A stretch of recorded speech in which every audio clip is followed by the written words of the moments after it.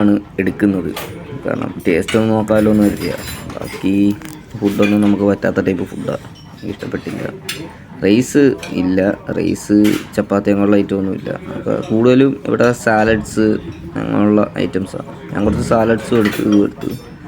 Ice cream ഉണ്ട്. ഇനിയിപ്പോൾ ഇത് കഴിഞ്ഞിട്ട് ഐസ്ക്രീം കൂടെ എടുക്കണം. ഉണ്ടോ? ഐസ്ക്രീമും എടുത്തു.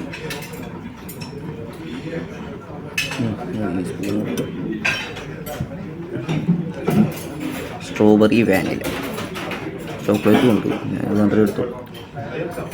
ഇപ്പോൾ ഷവായ പോലത്തെ ചിക്കന് ടേസ്റ്റൊന്നുമില്ല. രാവിലെ ആയിട്ടുണ്ട്.